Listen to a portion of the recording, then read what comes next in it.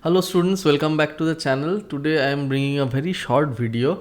Often we get an explain why type of question in our exams that fats burn in the flame of carbohydrates or fats burn in the wick of carbohydrates. Now flame, we understand. What do you mean by wick?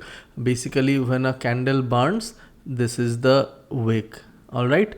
And when something can burn in the flame, basically it the fuel, what fires the fuels the fire is the wick or the flame, right? So the concept here is it actually arises from the ongoing phenomena of excess keto diets or strictly depleting carbohydrate in diet, right? The concept is, in order to burn fats you need carbohydrates, right? Whereas you will find many nutrition gurus, they give you a diet which has no carbohydrate, they give only fat, and the results are worse. Okay, so mind it, whenever we are getting this question that fats burn in the wake of carbohydrates or fats burn in the flame of carbohydrates, we are talking about starving scenarios, not well-fed scenarios. Fine. So what happens in well-fed scenario? We already know what happens. We can have carbohydrate, protein and fat, and the body will preferentially utilize those nutrients. Preferably it utilizes glucose. Whereas in case of starving condition, the brain needs glucose. So first the body depletes all the sources of glucose. Okay. And then it tries to synthesize glucose from alternative sources, and then it utilizes fats.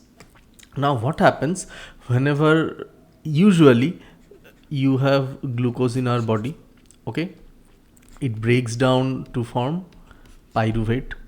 Okay, and then we know pyruvate is converted to acetyl coenzyme A. This is the pyruvate dehydrogenase reaction, right? And it enters into the Krebs cycle to give energy.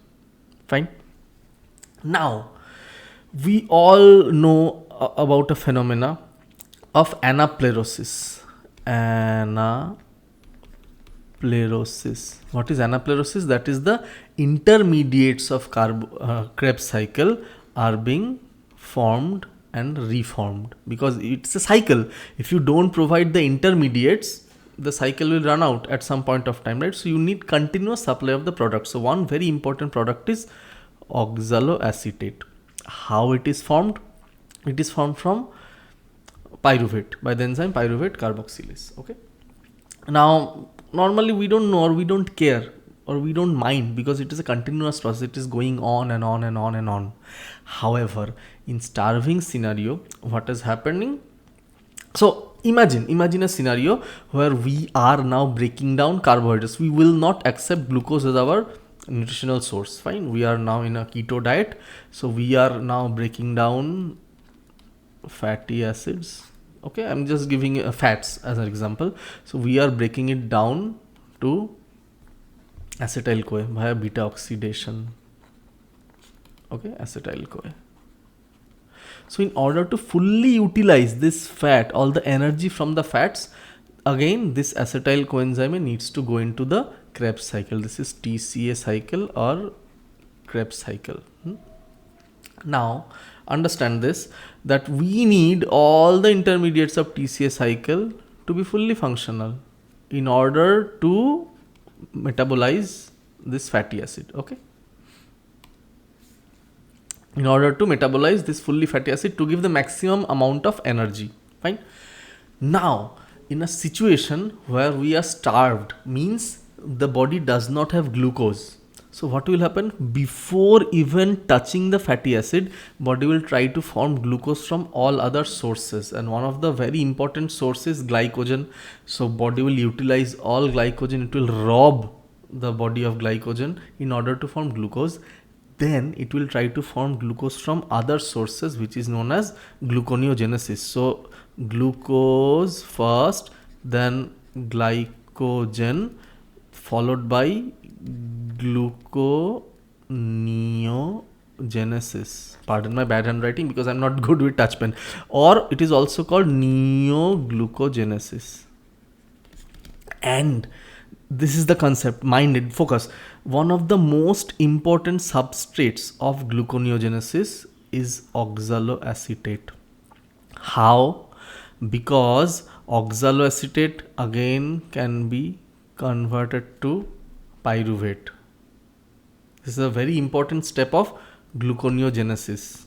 Okay, phosphoenol pyruvate carboxykinase is the enzyme. We are not going into details.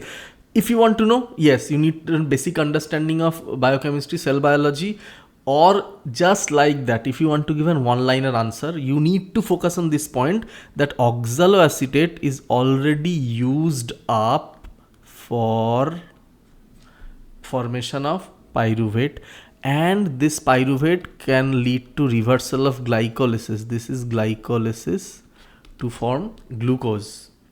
Acetyl CoA cannot be converted back to pyruvate because this PDH reaction is irreversible. It is a strictly unidirectional reaction. Therefore, fats cannot form carbohydrates. Fats can burn on carbohydrate flame. I am still not into that answer.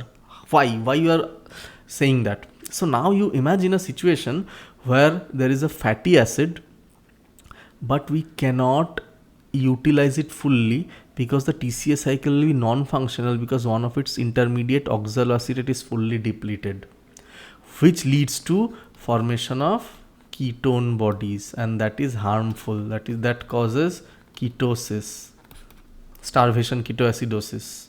Okay, so understand, students, that in order to metabolize or in order to gain energy from fats or in order to metabolize fats to produce energy, we need some carbohydrate that will steadily supply this oxaloacetate. So fat metabolism is actually dependent on carbohydrate metabolism, and this is actually a scientific explanation that fats burn in the flame or wick of carbohydrates, or fats burn in the fuel of carbohydrates. So I tried to explain it in much details, taking all cycles into an integrated metabolism concept. But if you want to answer it in one liner, you can skip. So anyone who is reading the comments can post timestamp in this video.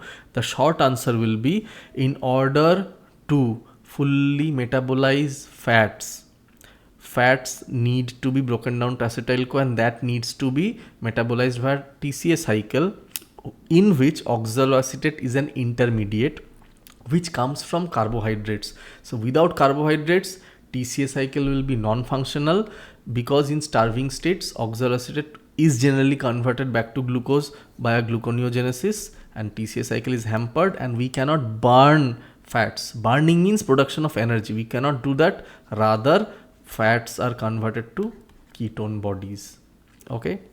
So with this concept, please give a better diagram. My diagram is not so good.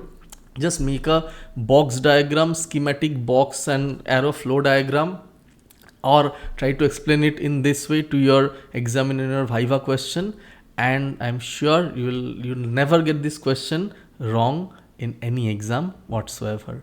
So thank you for listening. Please share this video to anyone, any friend who is in need of this explanation or who is confused, or better, you can explain it yourself. Okay, so if you learn from this video and explain it yourself, you will be a better teacher and better learner. So I thank you for your patient hearing, and I'll see you soon with another video. Till then, bye and take care.